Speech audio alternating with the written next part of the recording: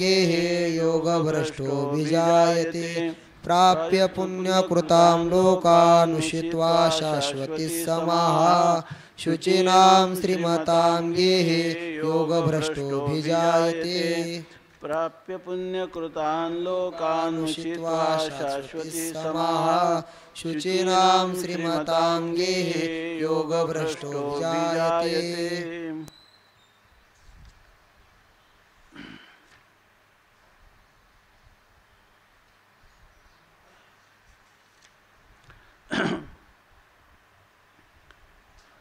प्राप्य पुण्यकृतान् लोकान् उषित्वा शाश्वतीः समाः शुचीनां श्रीमतां गेः योगभ्रष्टाः अभिजायते।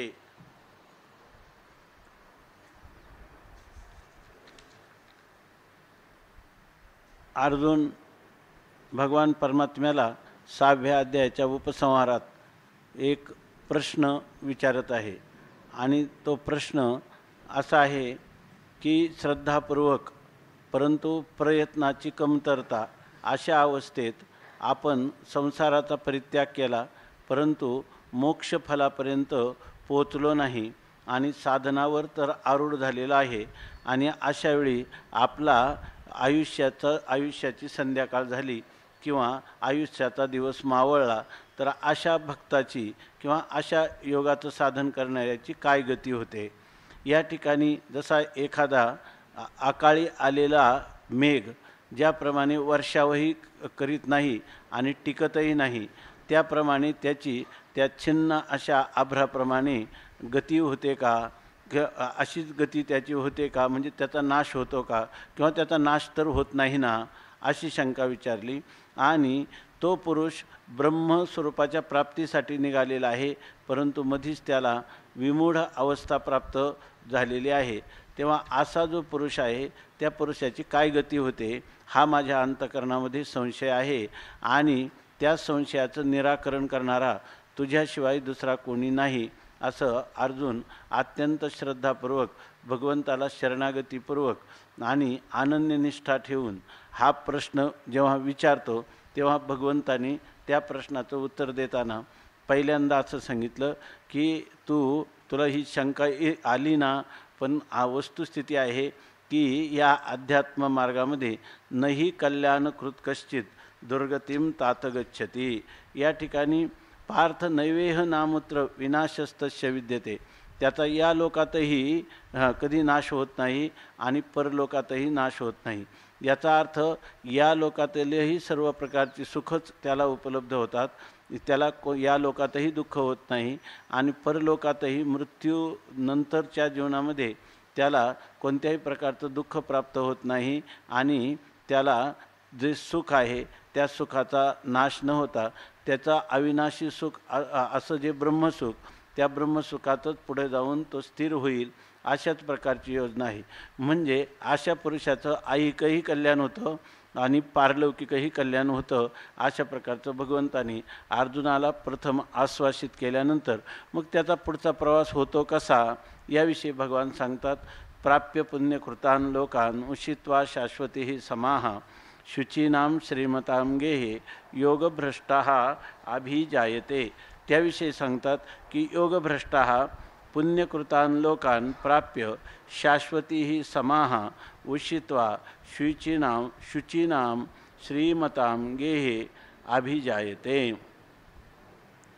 भगवान परमात्मा अर्जुनाला सांगतात की असा जो पुरुष आहे तो साधन करीत असताना जर त्याचा देह पडला तर तो योगभ्रष्ट पुरुष आहे, म्हणजे योगमार्गापासून भ्रष्ट झालेला असा तो महात्मा आहे।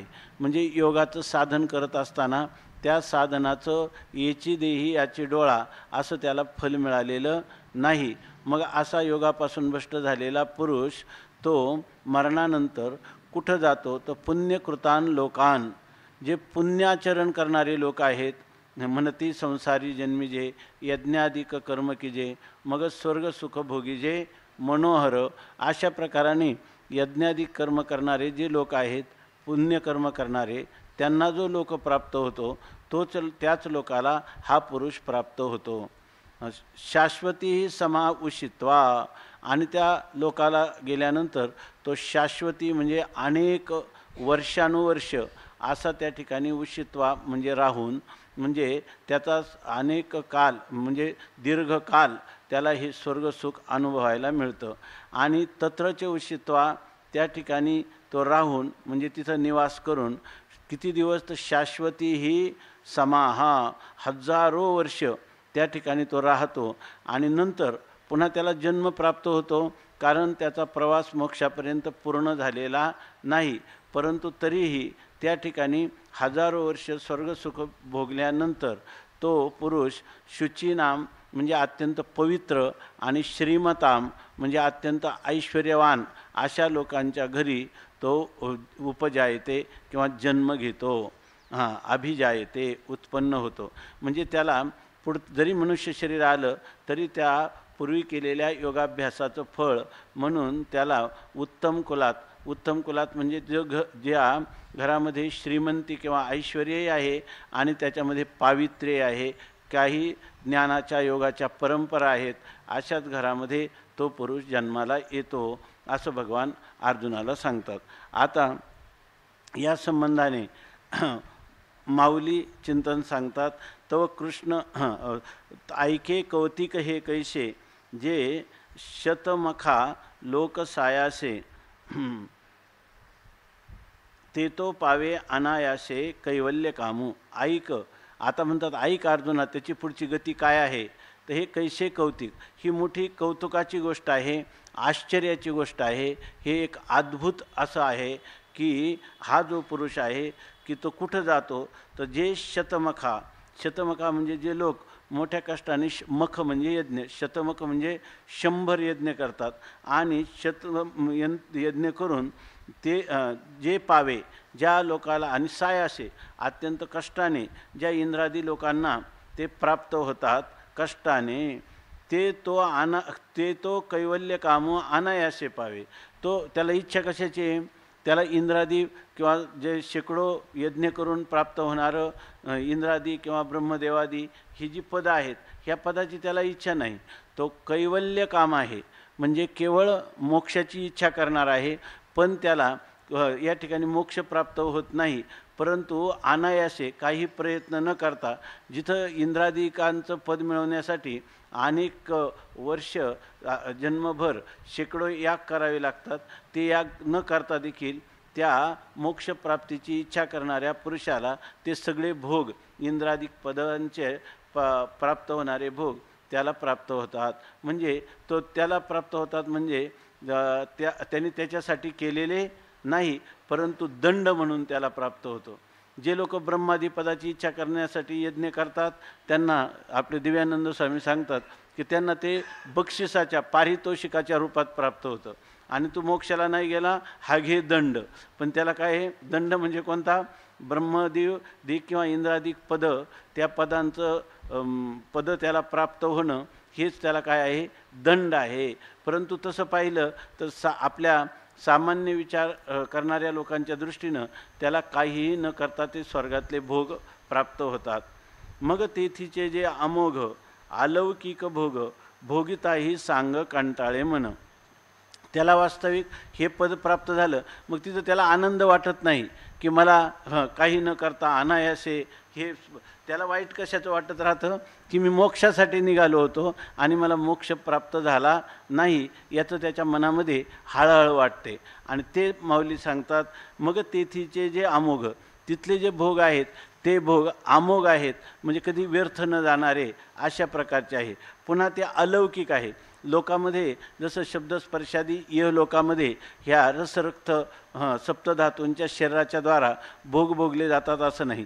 त्या ठिकाणी त्याचं शरीरसुद्धा देवांची शरीरं ही दिव्य किंवा अलौकिक आहेत आणि त्या ठिकाणी ती पंचमहाभूतांची देह नाहीत असं आपल्या भक्ती सिद्धांतामध्ये सांगितलेलं आहे.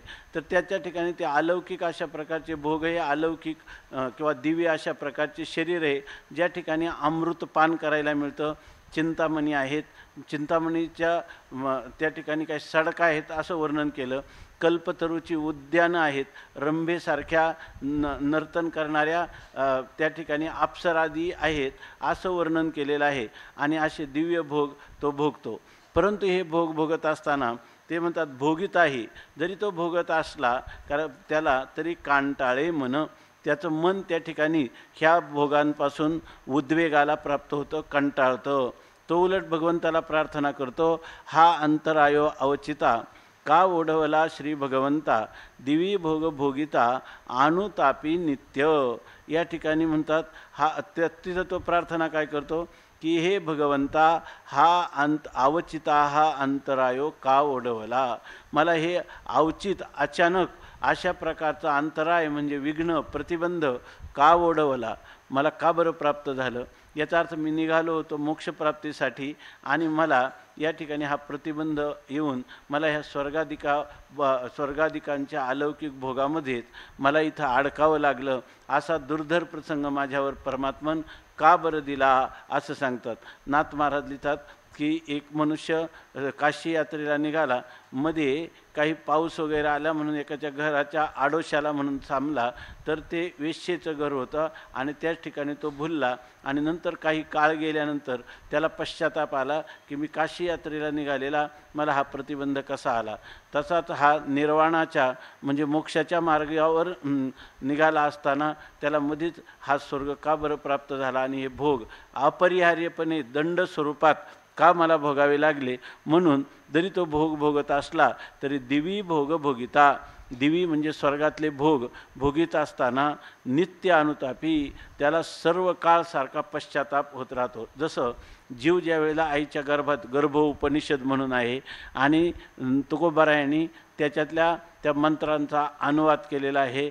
तर तो अनुवाद असा आहे की ज्या वेळेला जीव गर्भामध्ये राहतो आणि असं सांगतात की त्याला म्हणजे प्रथम एक बुडबुड्यासारखा असणारा जीव त्याचा तृतीय मासी म्हणजे 3ऱ्या महिन्यामध्ये त्याला हृदय प्राप्त होतं आणि त्याच्यामध्ये जे काही चैतन्य आहे त्या चैतन्याचा पूर्णपणे जेव्हा प्रवेश होतो त्यावेळेला त्या जीवाला सर्व ज्ञानात होतं आणि त्याला पूर्वजन्माचं स्मरण होतं आणि त्याला त्या काळामध्ये सगळे पूर्वजन्म आठवतात की आपण काय काय अपराध केल्यामुळं आपल्याला पुन्हा पुन्हा ह्या आईच्या गर्भवासात यावं लागलं.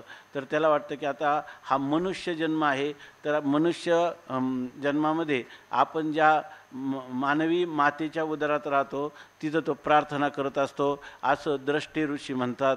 की तुकोबाराय म्हणतात, एक वेळ करी या दुःखा वेगळे दुरितांचे जाळे उगवणी, आठवीन पाय हा माझा नवस रात्रीही दिवस पांडुरंगा, बहुदुरवरी भोगविले भोगा आता पांडुरंगा सोडवावे.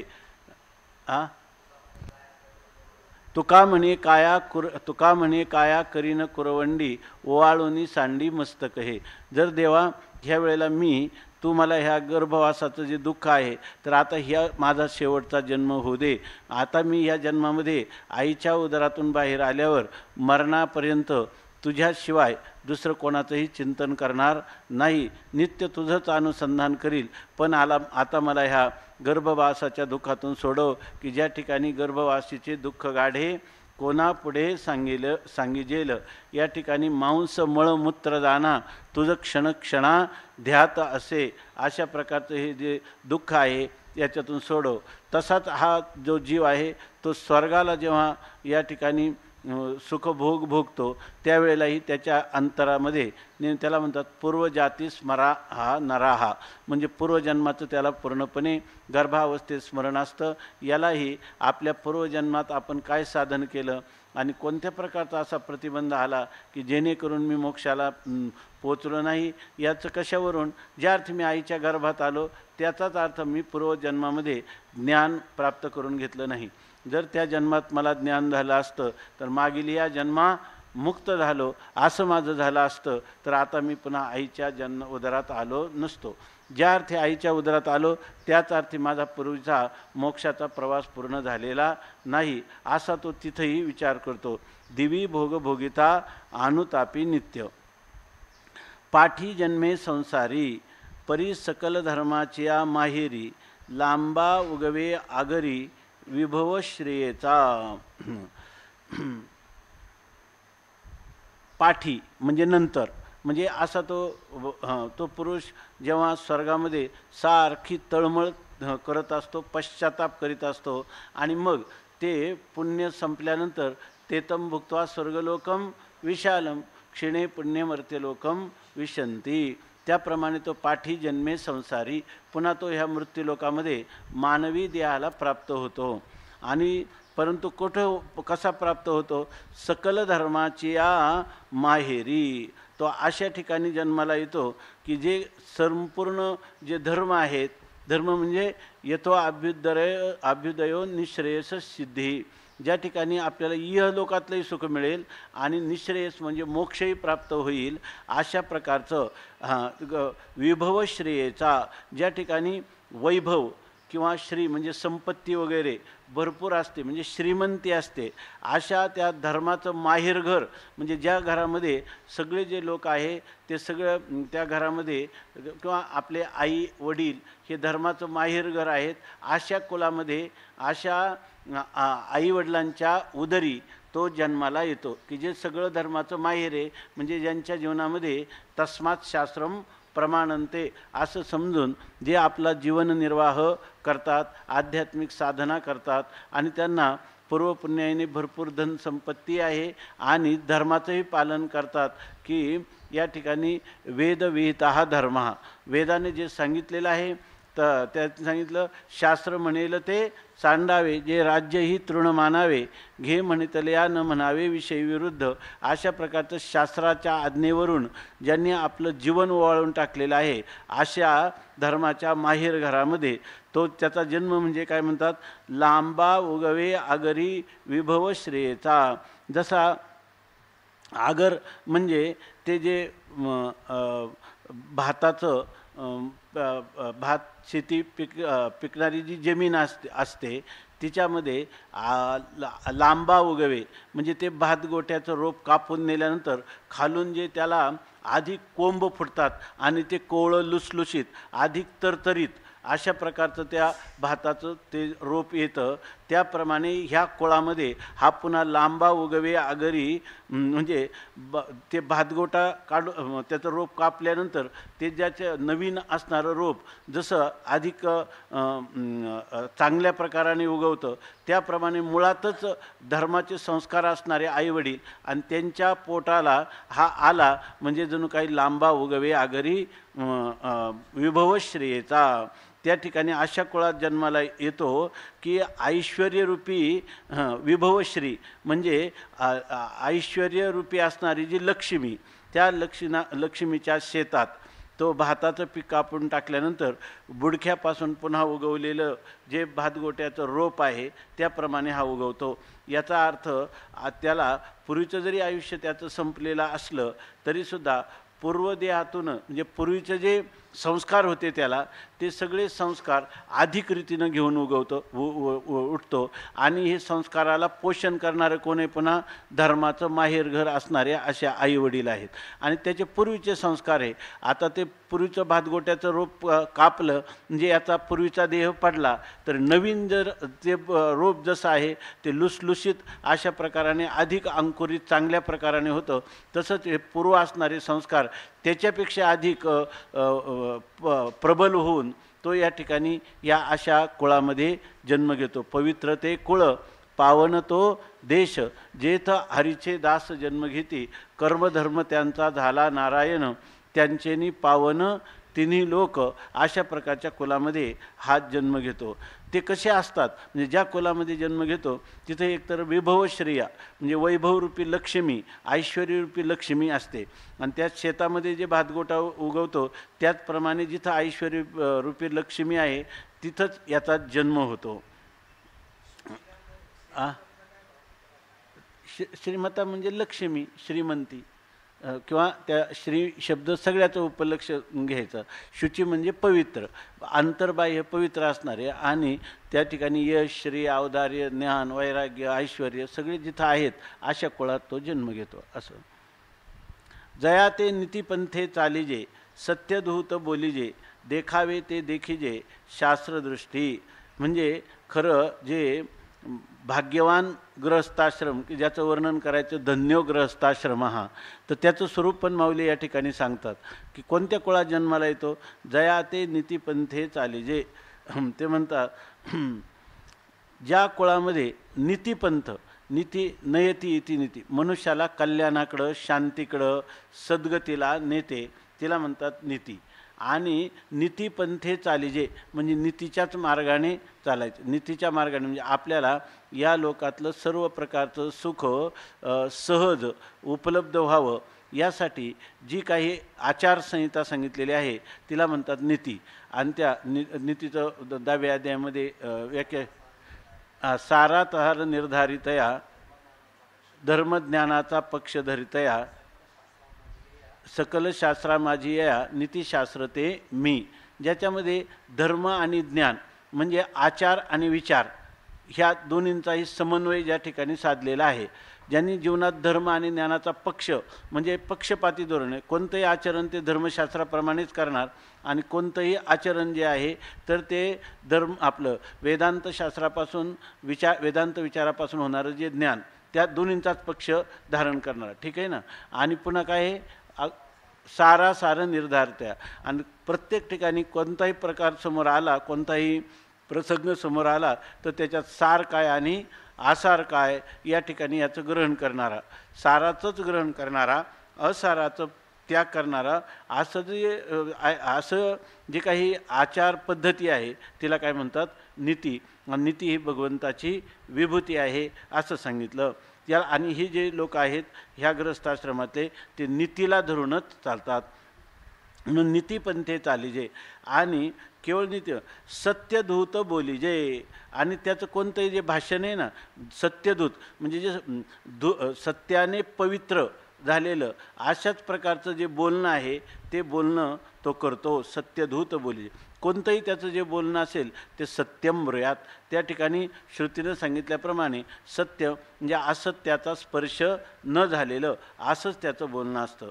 देखावे ते देखीजे शास्त्रदृष्टी, आणि काही जरी कोणत्याही गोष्टीकडे पाहायचं झालं तर तो आपल्या स्वतंत्र दृष्टीनं ऐंद्रियक रीतीनं पाहत नाही, तर त्या ठिकाणी तो शास्त्राच्या दृष्टीनं पाहतो. आपण पाहिजे म्हणजे आपल्याला कोणती गोष्ट करायची झाली तर ती करावी की न करावी याविषयी त्याच्या यथार्थतेचं किंवा अनुचितत्वाचं ज्ञान करून घेण्यासाठी शास्त्र या संबंधाने काय म्हणतं हे तो पाहतो. म्हणून देखावे ते देखीजे शास्त्रदृष्टी, शास्त्राच्या नजरेनंच तो प्रत्येक गोष्ट करतो. याचाच अर्थ असा की तस्मात् शास्त्रम प्रमाणन्ते कार्याकार्य व्यवस्थित हो ज्ञात्वा शास्त्रविधानोक्तम कर्म कर्तुम याहर्षी. शास्त्राने जे विधान केलेलं आहे ते विहितच कर्म करण्यात त्याची प्रवृत्ती होते, निषिद्ध कर्माचरण तो कधीच करीत नाही, असं ते घर असतं. अजून त्याची वैशिष्ट्ये सांगतात. वेद तो जागेश्वरू जया व्यवसाय निजाचारू सारासार विचारू मंत्री जया. म्हणजे ह्याच्यामध्ये ना आदर्श गृहस्थाश्रम की ज्या घरामध्ये जी संतती आहे अशा प्रकारची संतती आपल्याला जर सत्वगुणात्मक संतती व्हावी वाटत असेल तर त्यांच्या आचारसंहिता कशी असावी हे गृहस्थाश्रम धर्माचं या ठिकाणी वर्णन माऊली करतात.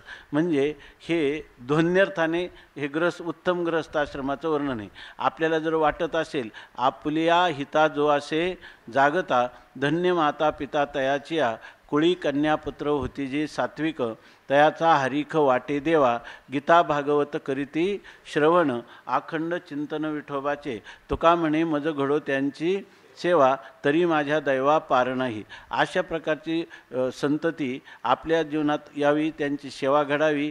तर त्याच्यासाठी ही संतती ज्या कुळात जन्माला येते तर त्या गृहस्थ धर्मात त्या घरात गृहस्थ धर्माचं पालन, त्या पालनाचं कसं स्वरूप असावं हे ज्ञानोबाराय अतिशय थोडक्यात सूत्ररूपाने सांगतात. वेद तो जागेश्वरू, वेग हा काय आहे जागेश्वरू म्हणजे जागृत देवता आहे. या ठिकाणी जर म्हणजे जागेश्वर म्हणजे आपण आमच्या गावातलं जागृत दैवत आहे. जागृत दैवत म्हणजे आपल्याकडून थोडाही तसूभर जरी काय अपराध झाला तर त्याचं शासन होणार. अशा प्रकारे तसं वेद आपल्याला काय जागृत दैवत आपल्या ठिकाणी आहे, म्हणजे किंवा जागतं दैवत ज्याला आपण म्हणतो. जागृत देवस्थाने म्हणजे काय, जागृत देवत. याचा अर्थ ते काही केवळ तिथं केलेला शिलान्यास केलेलं ते देवताचं स्वरूप नाही, साक्षात चैतन्य नित्य त्याच्यामध्ये अभिव्यक्त होत आहे असं सांगतात. वेद तो जाग म्हणजे ज्या पुरुषाला आपल्या जीवनामध्ये जर आपल्याला पारमार्थिक उत्कर्ष करायचा असेल तर त्याचा पहिल्यांदा त्याला कोणी वेद हे सर्वात प्रमाण आहे. आणि वेद सारखा आपल्यावर वेदाचा अंकुश आहे असं त्याला वाटलं पाहिजे. ही जागृत देवता आहे आणि त्या देवतेचं अनुष्ठानच, तिच्या आज्ञेचं पालनच मला करावं लागेल. आज्ञेचं यत्किंचित उल्लंघन केलं अनुमात्र जरी तरी मला त्याची वाईट फलं भोगावी लागतील अशी ज्याच्या अंतःकरणात धारणा आहे त्याला म्हणतात वेद तो किंबहुना पुंसा पांजरिया माझी जैसा वेदाज्ञाशी तैसा बिहुने असे.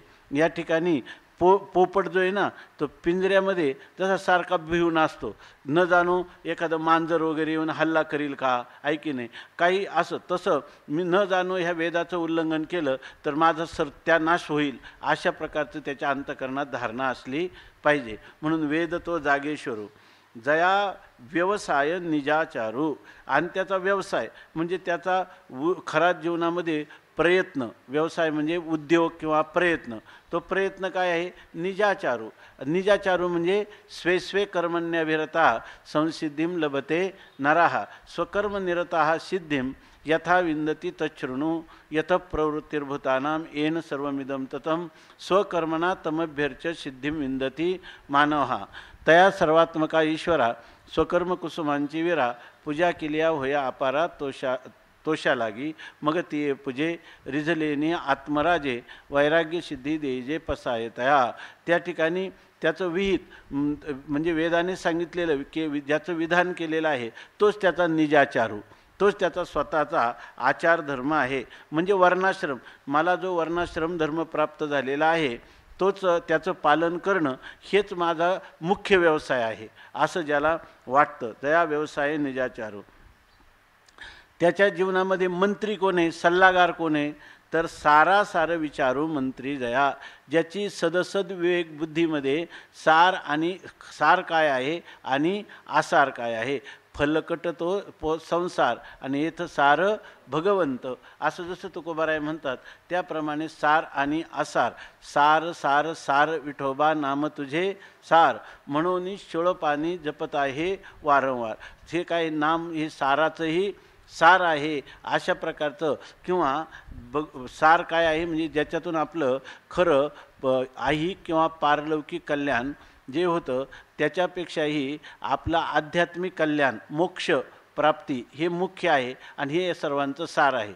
त्याच्या अतिरिक्त असणारा असार म्हणजे ऐहिक किंवा पारलौकिक सुखोपभोग हे काही आपलं मुख्य ध्येय नाही, ते सर्व आसार आहे असं ज्याची बुद्धी सांगते, सदसद विवेक बुद्धी सांगते त्याला म्हणतात की सारासार विचार. सारासार विचार ज्याच्या ठिकाणी असतो तुकाराम महाराज म्हणतात ना सारासार विचार करा उठाउठी. त्याची तत्काल समोर गोष्ट प्राप्त झाली काही ग्राह्य किंवा त्याज्य सार किंवा आसार नित्य किंवा अनित्य सत्य किंवा मिथ्या याचा निर्णय तत्काल होतो. म्हणून ते म्हणतात अशा प्रकारचा सारासार विचार हीच त्याचे काय आहे, हाच त्याच्या मंत्री किंवा त्याला काय सल्ला मसलत करणारा मंत्री आहे.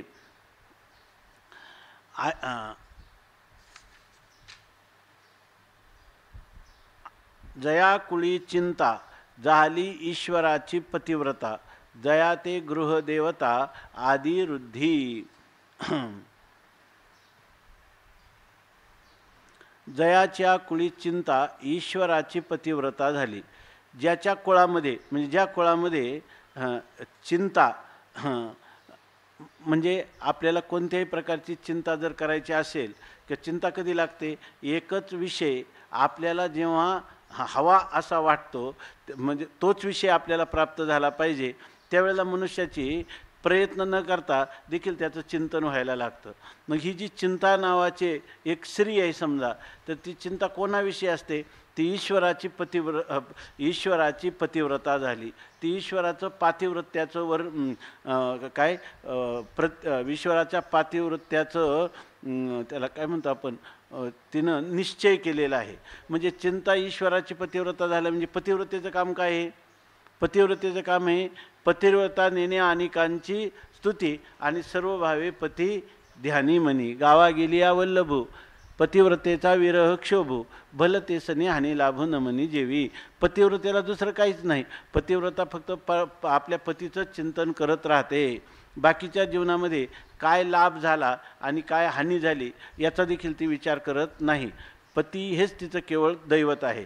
तेव्हा तिची चिंता कशाची आहे? तिला ती चिंता कुठं? फक्त ईश्वर प्राप्तीविषयकच चिंतन करणारी अशा प्रकारची, म्हणजे चिंतेचा विषय फक्त परमात्मा आहे. चिंतेचा म्हणजे चिंतनाचा विषय फक्त परमात्मा आहे. असं म्हणतात की जयाचे कुळे, ज्या कुळामध्ये, असं त्या कुळामधले सर्वच लोक असे असतात की ते फक्त चिंता काय करतात? देहनिर्वाहाची चिंता करत नाही. कैमी उद्धार पावेल कै कृपा करील नारायण. याला म्हणायचं की ह्या कुळामध्ये असणारी जी चिंता आहे ती ईश्वराची पतिव्रता झालेली आहे. म्हणजे सगळे लोक जे आहेत फक्त परमात्मा प्राप्तीचाच विचार करतात. ईश्वर जेणेकरून संतुष्ट होईल, ईश्वर जेणेकरून मला भेट देईल. काही आयुष्य भाग्य आपलं काय सकळ मंगळ मंगळाचे, काही आयुष्य काही आईसा पात्र होईल लाभाशी आणि नेनो ऋषिकेशी तुष्ट येईल. असं जर त्या घरातल्या सगळ्या सभासदांचं चिंतन चालूत असेल तर त्या कुळाची चिंता ही ईश्वराची पतिव्रता झालेली आहे. म्हणजे तिनं ईश्वराचं पातिव्रत्य असा नियम धारण केलेला आहे. जया ते गृहदेवता आदी रुद्धी. आणि ज्या घरामध्ये घरातल्या देवता कोणत्या आहेत? तर त्या ठिकाणी म्हणतात ज्या घराच्या देवता आदी रुद्धी, म्हणजे रुद्धी आदी, म्हणजे रुद्धी म्हणजे संपत्ती आणि आदी शब्दाने सिद्धी म्हणजे अष्टमहासिद्धी ऐश्वर्य.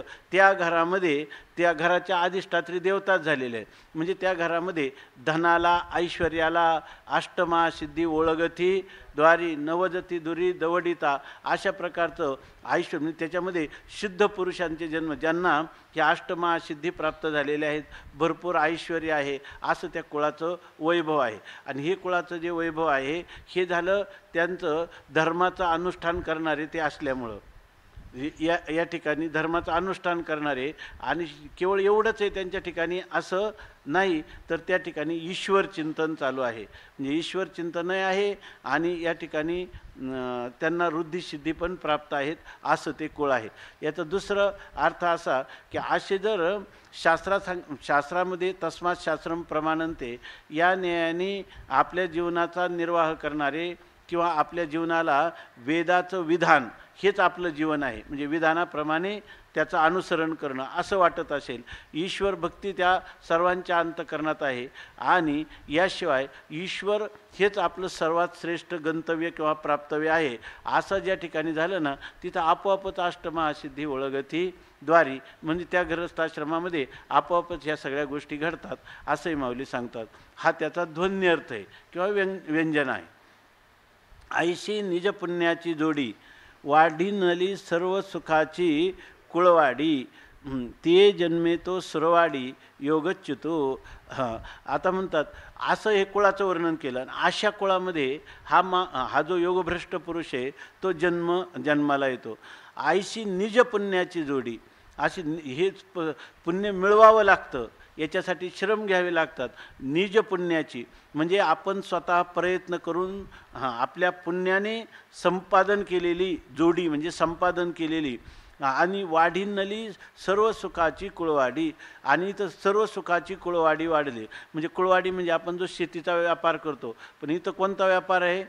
सर्व सुखाची कुळवाडी. सर्व प्रकारची जी काही सुख आहेत त्या सुखाचीच शेती आहे. म्हणजे त्या घरामध्ये कोणती शेती आहे? सुखाचे व्यवहारी सुखलाभ झाला आणि आनंद कोंदला मागे पुढे. जेणेकरून त्या कुळामध्ये अशा प्रकारचा आचार आहे की त्यामुळं तिथं चाललेला सगळा जो व्यवहार आहे, काही लोकांना काय व्यवहार करताना कष्ट होतात, नंतर सुख मिळतं असं नाही. त्यांचा सगळा व्यवहारच सुखाचा आहे आणि त्या सुखाच्या व्यवहारापासून होणारी प्राप्तीसुद्धा काय आहे, सुखाची. म्हणजे तिथं फक्त सुख शांती त्या घरात नांदत आहे. म्हणून वाढीनली सर्व सुखाची कुळवाडी. त्या ठिकाणी सुखाचा कुळवाडी म्हणजे हा जो शेतीसारखा केलेला त्यांनी व्यापार, त्या व्यापारातून काय झालं तर कुळवाडी वाढीनली. आणखीन तो शेतीचा व्यवसाय आणखीन भरभराटीला आला. म्हणजे धर्मापासून पुण्यापासून सुख, आणि हा सुख जे आहे ते व्यवहार्य सुख जे आहे ते भरभराटीला आलेले, म्हणजे त्या घरामध्ये सुख नांदत आहे. आणि ते जन्मे तो सुरवाडी योगच्युते. असा जे कुटुंब आहे तर त्या कुटुंबामध्ये तो सुरवाडी, तो अत्यंत सुखाने, तो योगच्युतो, तो पूर्वीच्या काळात योगभ्रष्ट झालेला जो पुरुष आहे की ज्याला त्या मागच्या आयुष्यामध्ये मोक्ष प्राप्त झाला नाही, म्हणून तो योगभ्रष्ट झाला किंवा योगच्युत झाला. आणि तो पुरुष आता कुठं सुरवाडी म्हणजे त्या सुखामध्ये अत्यंत आनंदाने किंवा जिथं आनंद आहे अशा ठिकाणी ते कुळी तो जन्मे, त्या कुळामध्ये तो पुरुष जन्माला येतो. म्हणजे त्या ठिकाणी गुरुवर्य वैकुंठवासी धुंडा महाराज सांगायचे की आम्ही अशा कुळामध्ये जन्माला आलो. ते सांगायचे की आमच्या आई आणि वडील दोन्ही लहानपणी गेले म्हणे, परंतु आमच्या चुलत्याने आमचं पालन केलं. आणि त्यावेळेला ते काय फारसी भाषा वगैरे शिकत होते, इंग्लिश वगैरे. पण त्यांना सांगितलं की ह्या मुलांना शिक्षण द्यायचं, परंतु यांना मुख्य जो येतो परमार्थ टिकला पाहिजे, आपली परंपरा.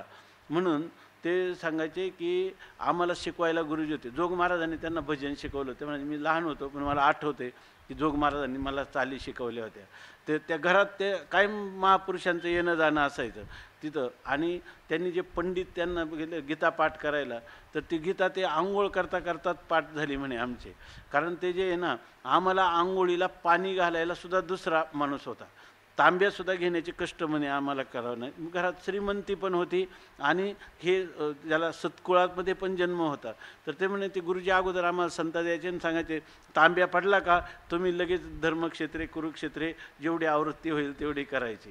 ते जन्मे ते जन्मे तो सुरवाडी योग. सुरवाडी आनंदात त्या ठिकाणी त्यांना आज काय खायला मिळेल, केवढा प्रसंग आला त्याच्यावर त्याला तोंड द्यायचं. मग राहिलेल्या वेळात अभ्यास करायचा, त्याच्यात एक अनेक प्रकारची संकट, हे त्यांना तोंड द्यावं लागत नाही. तो अशा कुळात जन्माला येतो की ते कुळच मुळात काय ऐश्वर संपन्न आहे.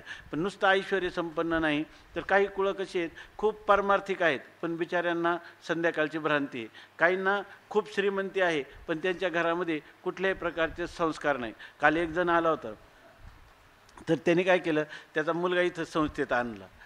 तर ते मी म्हटलं हे फारच चांगलं तुम्ही केलं बा, इथं आणलं याच्यामध्ये, पण आता हा टिकला पाहिजे म्हणे आपण काय करणार आता म्हणे. मी याचा मामा, हे याचे वडील कोण होते का तिथं, ते सांगत होते की आम्ही 2 महिने झाले याला सांगतो आपल्या घरात कधी देव माहीत सुद्धा नाही आणि तुला हा कुठून छंद सुचलाय म्हणे.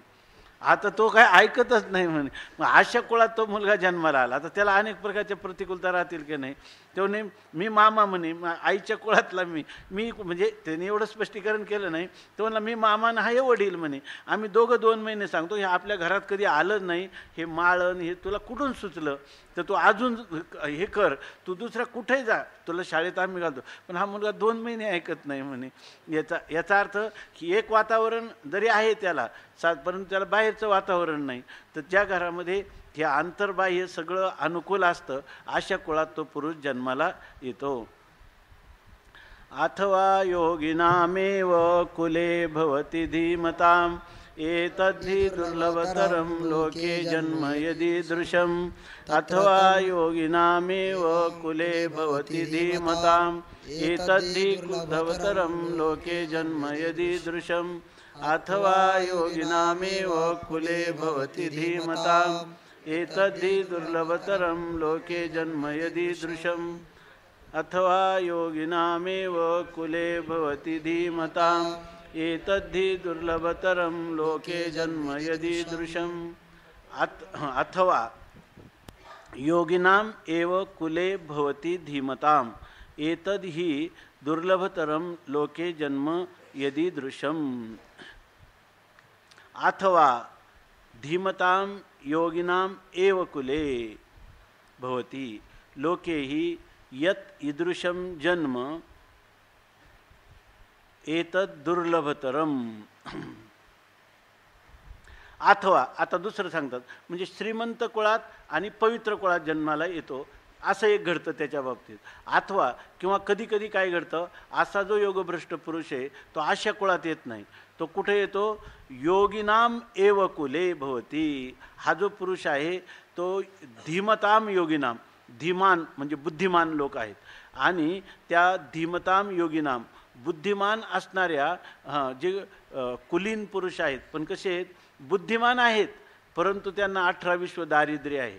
म्हणून दरिद्रानाम कुले भवती शंकरानंदीमध्ये लिहिलं, आणि भाष्यामध्येही त्याचं सांगताना सांगितलं की असे जे पुरुष आहे ते यत दरिद्रानाम योगिनाम कुले, दरिद्री असणाऱ्या योग्यांच्या कुळामध्ये ते जन्माला येतात.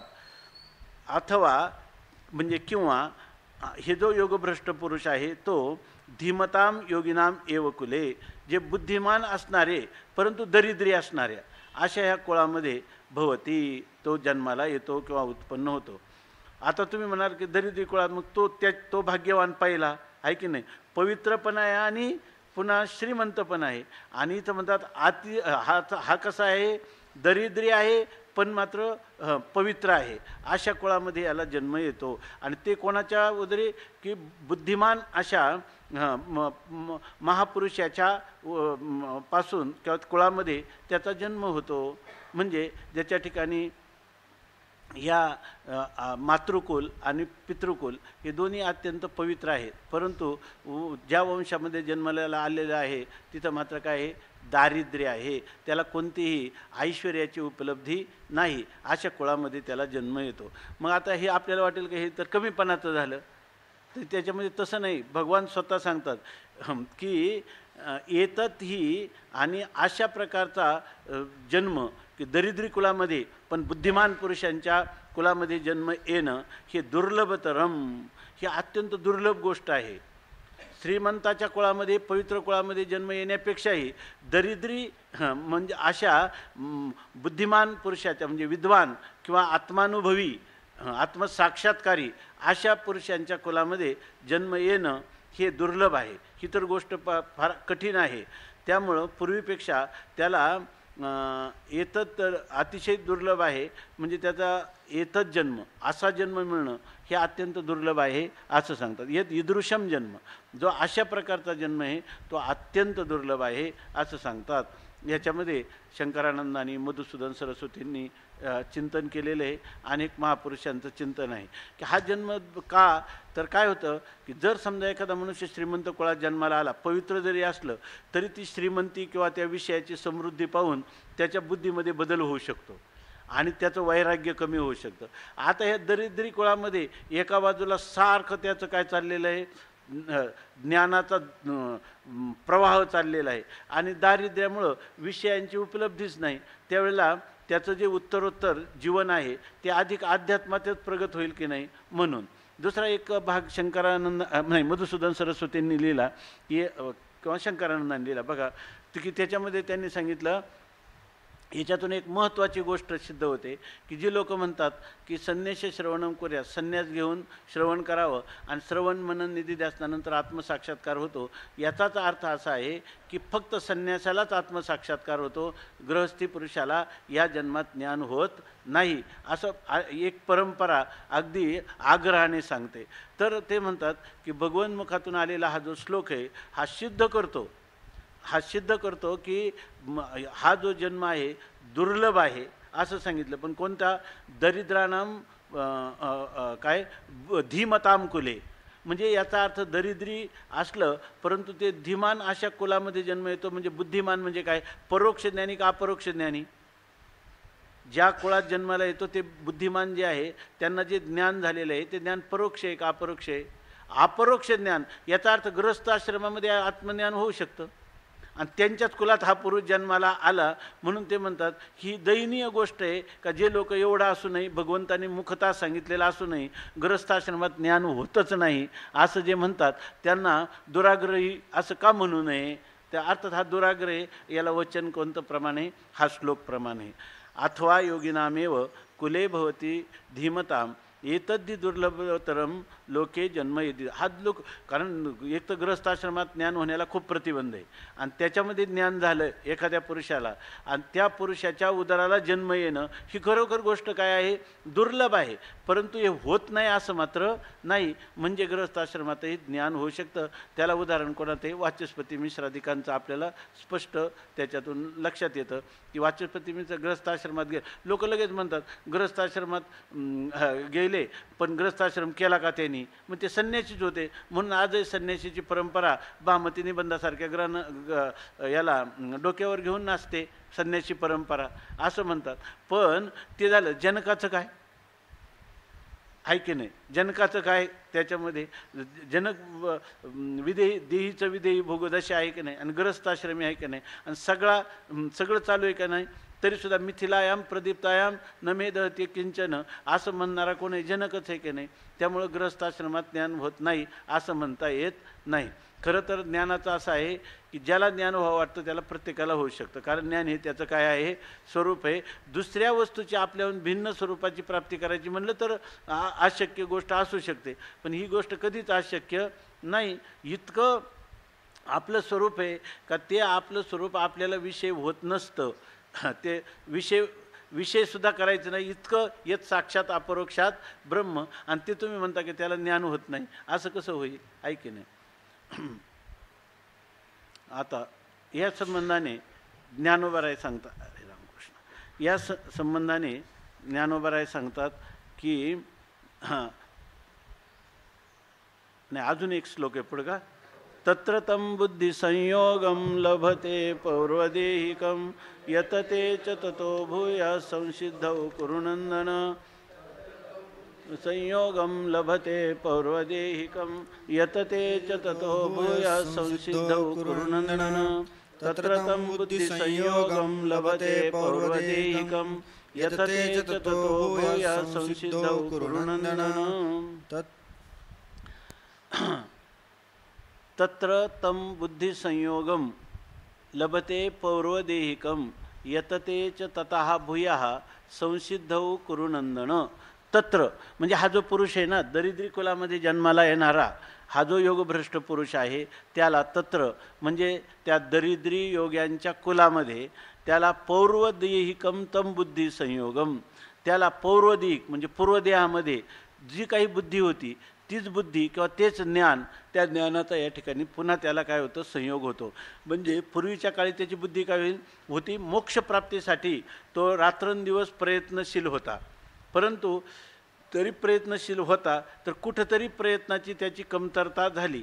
श्रद्धा तर खूप होती की मी याच जन्मामध्ये याची देही याची डोळा मी मोक्ष प्राप्त करणार आणि आता मला नतस्य प्राणावत्क्रामंती इह एव समविलियंते, माझे प्राण आता लोकांतराला जाणार नाहीत तर या ब्रह्मस्वरूपातच लीन करील आणि येण्याची शरीरा येणे सरे किंबहुना येरधारे चिरापडे, हा माझा शेवटला जन्म असणार आणि त्याच्यासाठी प्रयत्न करत होता.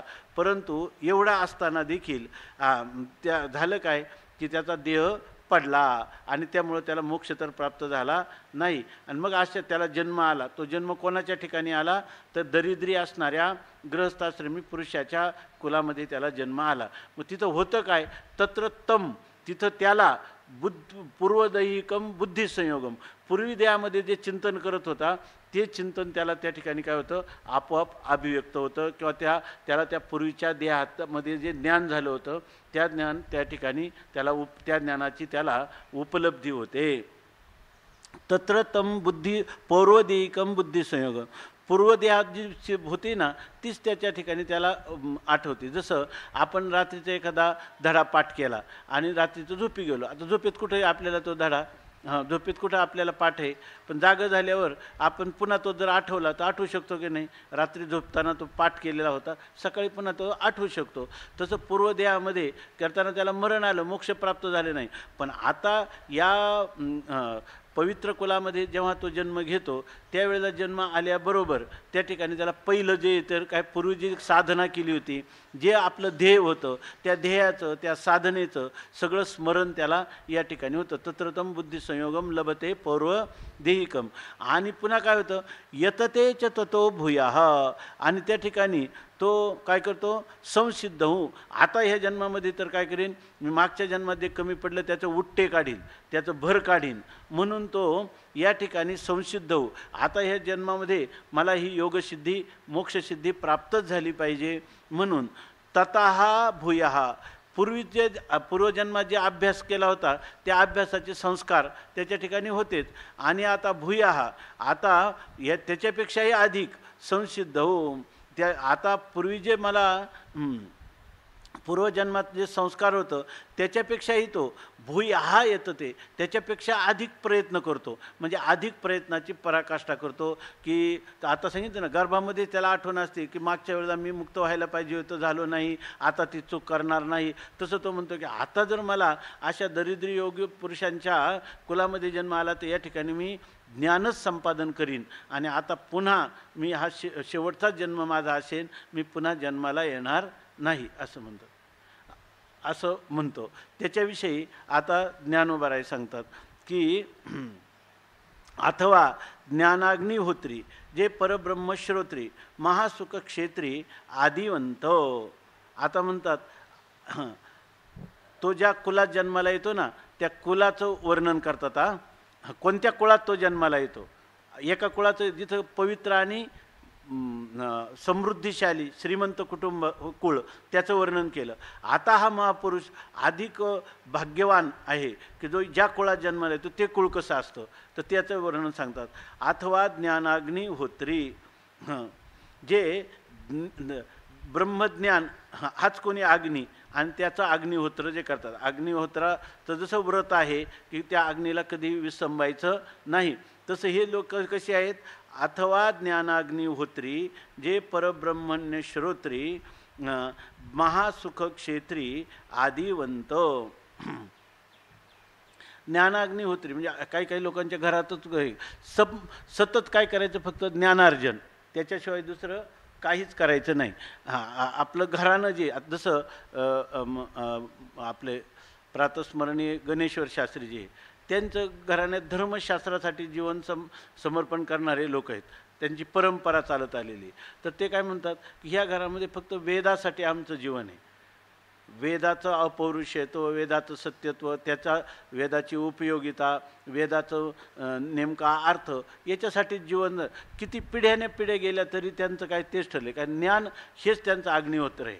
म्हणून ज्ञान या ठिकाणी म्हणतात ज्ञानाग्निहोत्र. ज्ञान म्हणजे कोणतं, ब्रह्मज्ञान. ह्या ब्रह्मज्ञानाचंच अग्निहोत्र. याचा अर्थ अग्निहोत्री जसा कुठं त्याच्या आयुष्यामध्ये कुठे गेला तर अग्निबरोबर, तसं आम्ही ब्रह्मज्ञान सोडून दुसऱ्या कशाच्याही नादी लागणार नाही. ते आमचं व्रत आहे.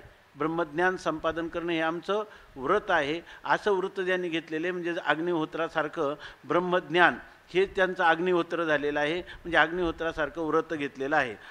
जे परब्रह्मण्य श्रोत्री आणि जे परब्रह्मण्य श्रोत्री म्हणजे परब्रह्म प्राप्तीचे जे उपाय आहेत त्या उपायामध्ये ते म्हणजे काय आहे, श्रोत्रिय म्हणजे निष्णात आहेत.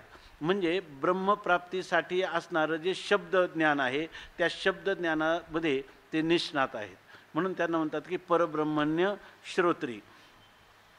परब्रह्माचं प्राप्तीचं काय साधन कोण आहे, शास्त्र, बरोबर. आणि ते शास्त्र म्हणजे काय, अपौरुषेय शब्दराशी वेद. आणि त्याच्यामध्ये हे काय आहेत, श्रोत्रिय, त्या शब्द ज्ञानामध्ये पारंगत असणारे अशा प्रकारचे आहेत.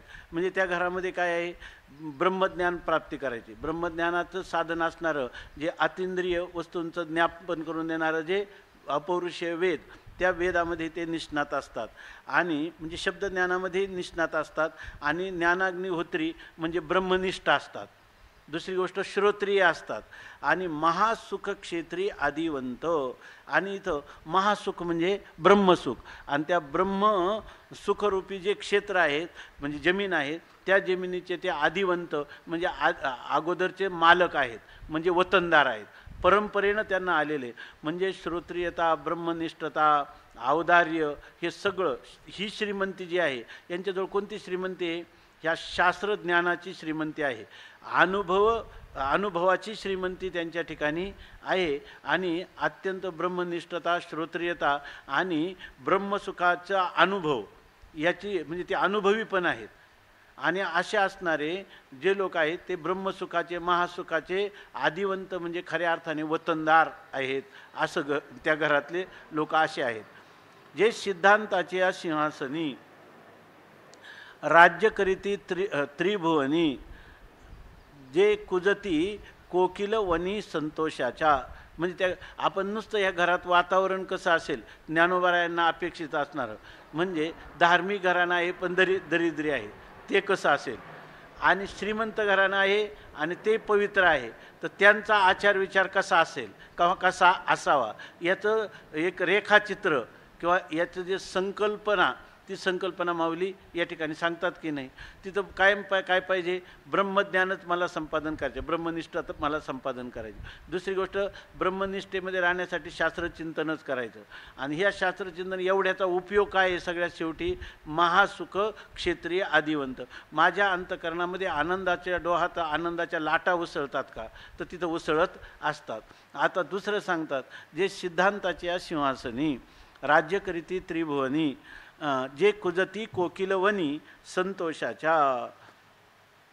सिद्धांत म्हणजे शास्त्र सिद्धांत, आणि त्या शास्त्र सिद्धांताच्या सिंहासनावर म्हणजे खरं शास्त्र सिद्धांत ज्यांना हृदयंगम झालेले आहेत. शास्त्र जसं तुकाराम महाराज म्हणतात ना की या ठिकाणी वेद अनंत बोलिला, अर्थ इतुकाची साधिला, विठोबाशी शरण जावे, निजनिष्ठा नाम गावे. किंवा तुका तरी सहज बोले वाणी, आणि तया घरी वेदांत वाहे पाणी. म्हणजे तुकाराम महाराजांचं जेवढं बोलणे ते त्या वेदांताला सोडून नाही. सहज बोललेले शब्दसुद्धा काय आहे त्या ठिकाणी? तयाचे बिसाट शब्द सुखे म्हणो येती वेद. अशा प्रकारच्या ह्या म्हणजे त्यांचा त्यांनी शास्त्रांनी केलेला जो निर्णय आहे त्या निर्णयाबद्दल त्यांना यत्किंचितसुद्धा शंका नाही त्याच्यामध्ये, किंवा त्याच्यामध्ये संशय विवर्जित झालेले असे जे पुरुष आहे ते शास्त्र सिद्धांताचं सिंहासन आहे. आणि त्या सिंहासनावर ते राज्य करीती त्रिभुवनी, सगळ्या त्रैलोक्यात मध्ये ते काय करतात? त्या शास्त्र सिद्धांताच्या सिंहासनावर बसून राज्य करतात. आणि कोणाचं करतात? सर्व त्रैलोक्याचं राज्य करतात. म्हणजे सगळ्या त्रैलोक्यात धर्म काय आणि अधर्म काय, त्या धर्माचा निर्णय त्यांना यथार्थ रीतीनं ज्ञात आहे किंवा अनुभूत आहे. आणि त्याचे ते काय आहेत? राजे आहेत. आणि नुसते धर्माचे सिद्धांत माहीत आहेत, त्याचं परोक्ष असं नाही. ते कुजती कोकिलवनी संतोषाच्या. या ठिकाणी केवळ श्रोत्रियता नाही, तर त्यांच्या ठिकाणी ब्रह्मनिष्ठता आहे. म्हणजे ब्रह्मस्वरूपाची त्यांना अनुभूती आहे. ते कशावरून? ज्या पुरुषाला ब्रह्माचा अपरोक्ष साक्षात्कार झाला त्याच्या जीवनामध्ये काय आहे? अव्यवहित उत्तरक्षणी निष्प्रतिबंध संतोष किंवा आनंद. आणि हे पुरुष काय म्हणतात? तर संतोषाच्या आपलं संतोषाच्या वनी जे कोकिल कुजती.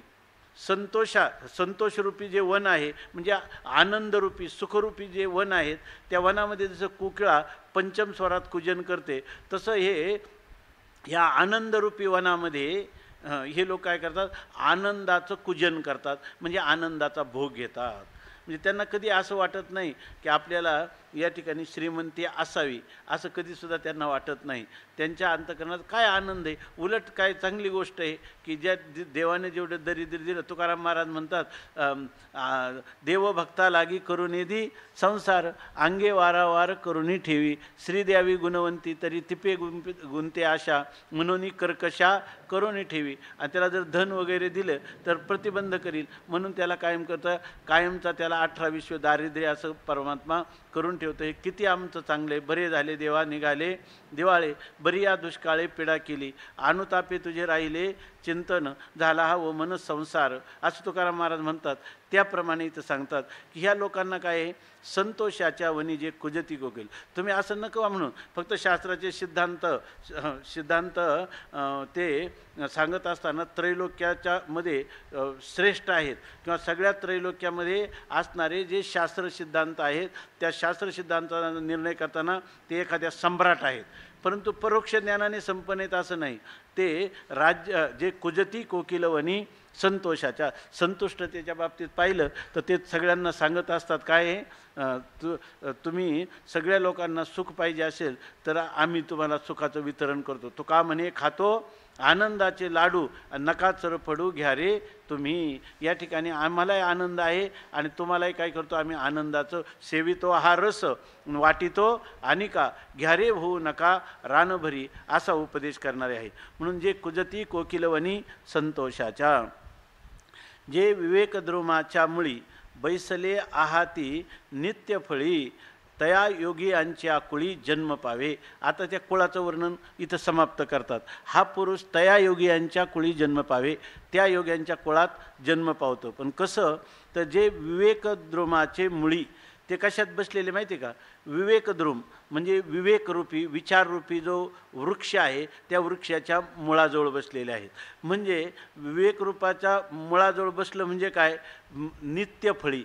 म्हणजे विवेक काय, ते या ठिकाणी केवळ नित्य अनित्य विचार करत नाही, सारासार किंवा ग्राह्य त्याज्य एवढाच त्यांच्या ठिकाणी विवेक नाही. खरा विवेक कोणता आहे, जो आत्मानात्म विवेक, आणि ते नित्यफळी बैसले आहेत.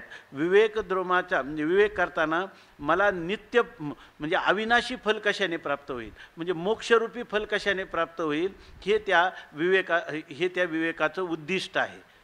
आम्ही जो विवेक करू, नाहीतर काय रात्रंदिवस विचार केला आणि म्हणजे कावळ्याला दात किती आहे की नाही, गाढवाला केस किती आहे, हा विवेक काय. विवेकरूपी द्रुम म्हणजे वृक्षाच्या मुळावर बसलं तर बैसले आती नित्यफळी. नित्यफळ म्हणजे काय, मोक्षरूपी फळ, की ज्या फळाला पुन्हा दुसरं फळ नाही, फलरूपता.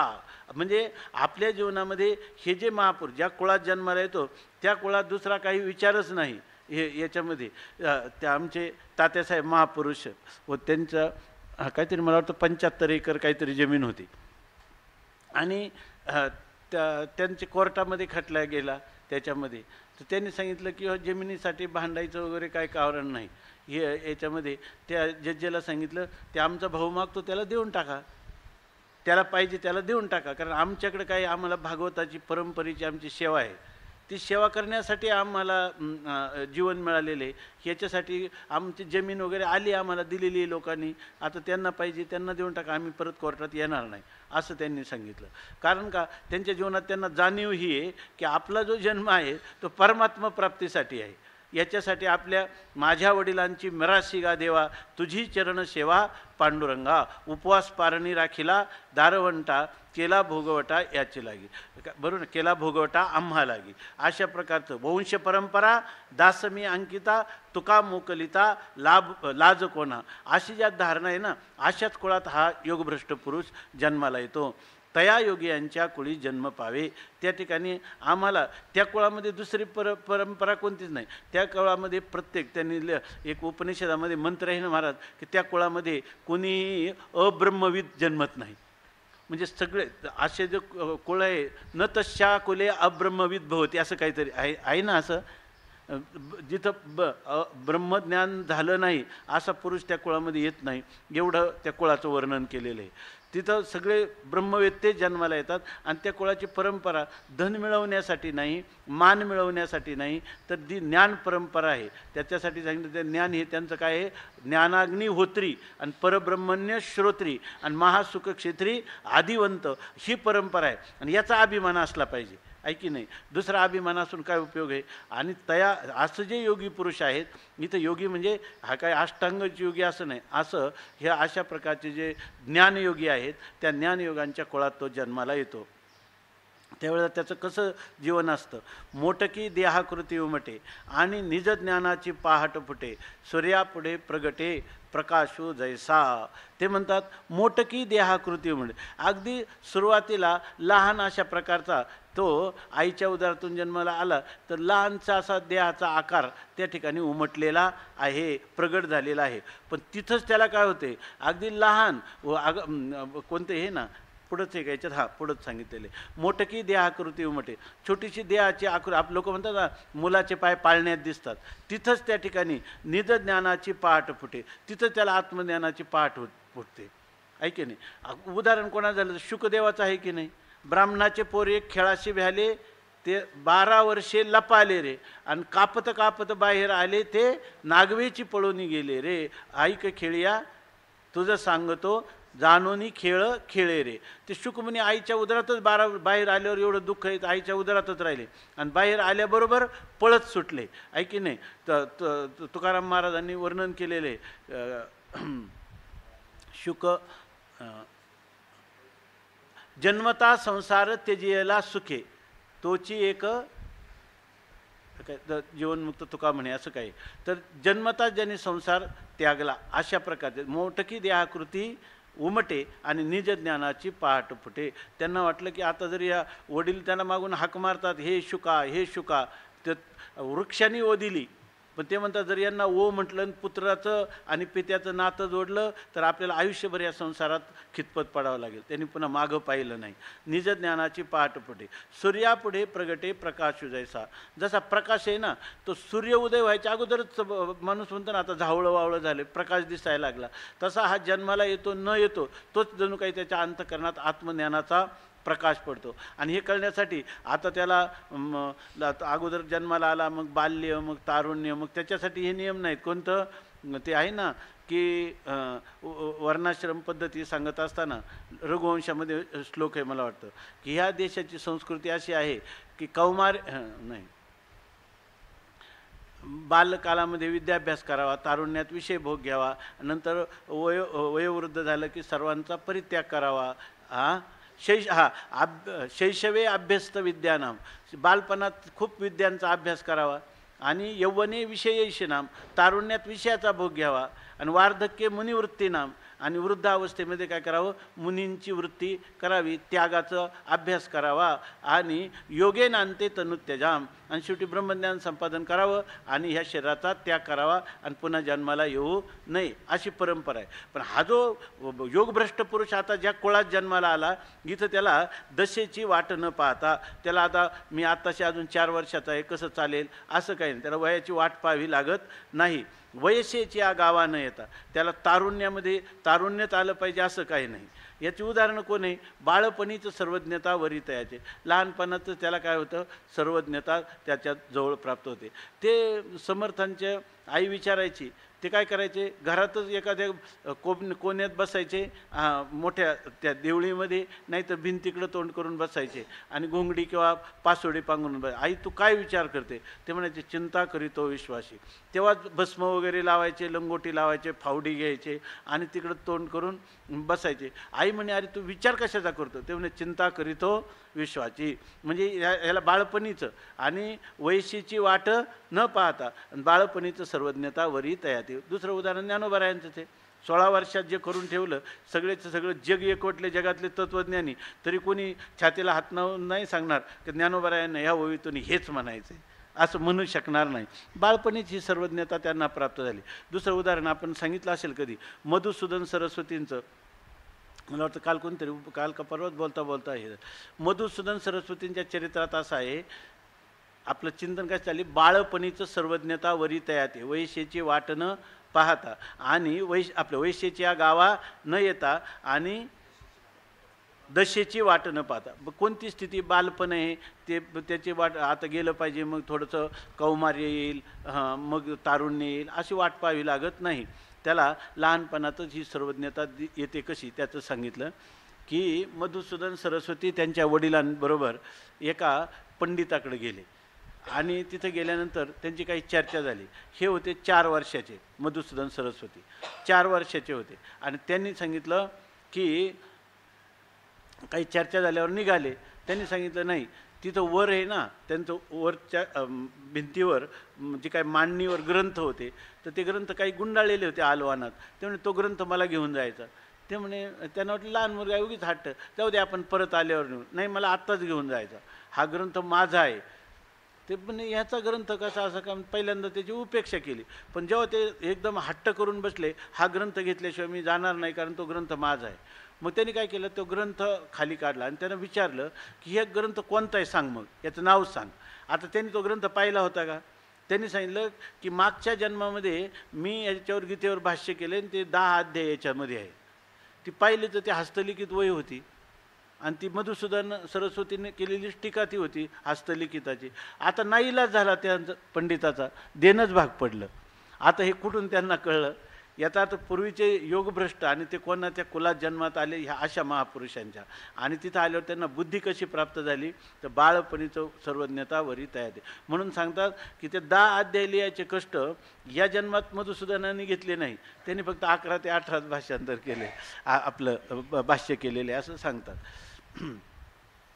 ते सिद्ध प्रज्ञेचे निलाभे मनची सारस्वते दुभे मग सकळ शास्त्री स्वयंभे निगती मुखे. आणि सिद्ध प्रज्ञेचे निलाभे, सिद्ध प्रज्ञा म्हणजे जन्माबरोबरच तुकाराम महाराज हे आहे ना, एक तोचे जन्मता संसार तेजेला शुके तोची निष्कलंक तुका म्हणे, असं एक आहे. आणि दुसरं एक आहे किंवा ज्ञानेश्वरीमध्ये याच्या ओळीच आहे ना, निष्कलंक सांगताना सांगितलं त्या, किंवा विषय जिनोनी जन्मले जे शुकाधिक दादुले जे विषयाची वानिता झाले भाट यायचे. आणि दुसरं एक ओवी, जन्मतेनी प्रसंगे श्रीदेह शिवने अंगे तैथून आगवे सोवळे कीजे. त्या 18 अध्यायामध्ये त्या शेवटच्या नाथ महाराजांच्या ओव्या आहे ना, त्याच्यामध्ये एक ओवी, नमो ज्ञानेश्वरा निष्कलंका जयाची गीतेची वाचिता टीका ज्ञान होय लोका अतिभाविका ग्रंथार्थी.